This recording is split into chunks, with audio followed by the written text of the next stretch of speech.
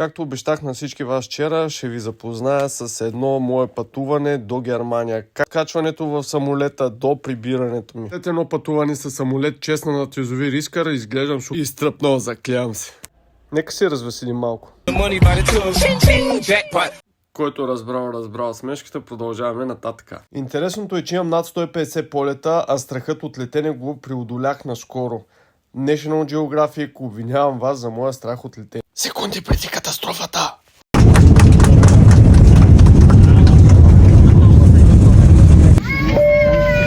И с бърза, бойна, методична стъпка се отправям към терминала, където ме чака трансфера.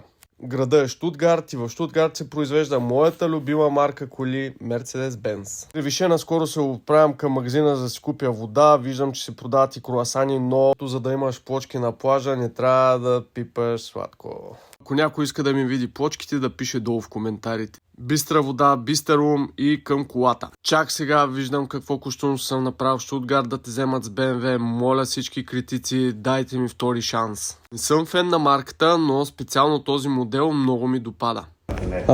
Woher kommen die Pflanzen? Die kommen alle von Italien. Ja, aber wo? Von Bassano del Grappa. Bassano. Von die Ecke. Ja. Clementine, Mandarine. Ja. Всички мои приятели знаят за страстта ми към Италия и марката за бусове Iveco.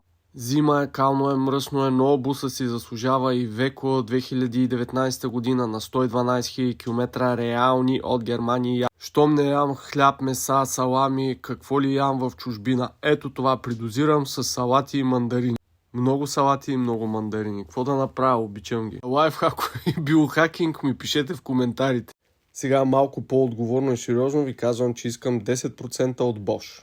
Навън е студено и вали сняг, но на мен душата и сърцето са ми пълни с мандарини. Вадим уридите от склада и съжалявам за това ниско лошо качество на снимане. Все пак съм нов в този занаят. Както казва моята 5-годишна племеница Евет Нончева, студ на кутийки, глад на филийки. Търстването приключва скоро, отивам да лягам да спя. Жена ми твърди, че когато не съм закусил със сладки плодове и не съм пил кафе, рано сутринта съм един от най-злите хора, които някога е виждала и съществува в Вселената. Затова умишлено съм спестил част от кадрите сутринта. Дойде време да се разтъпча, все пак съм 1,85 м и ми е трудно да събирам в малки пространства. Това пътуване е белязано от двете съта – студ и сняг. Много студ и много сняг!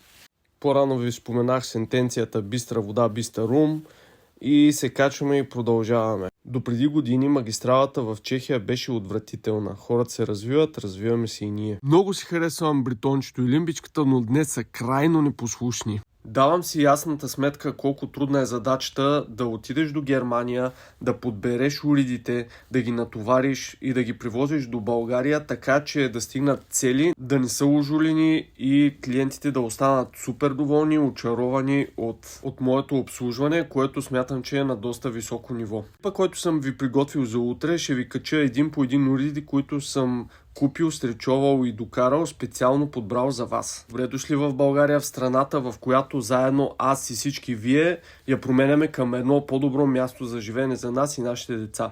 Посрещани с хладна прегръдка и започва да вали сняг. И зимното приключение започна точно тук до това дърво.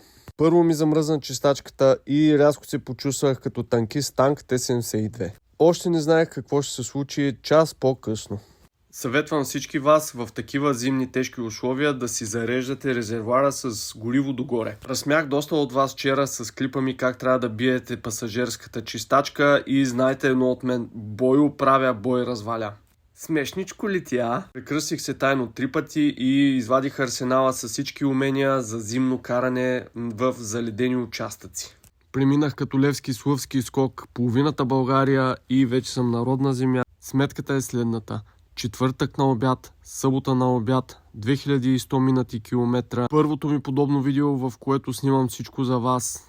Ако такива видеа са ви интересни, съвсем отговорно ви казвам, че другия път ще снимам още по-детайлно и обещавам да си пусна светкавицата, за да снимам целият процес от до. А сега леко да ви загатна. 3, 2, 1.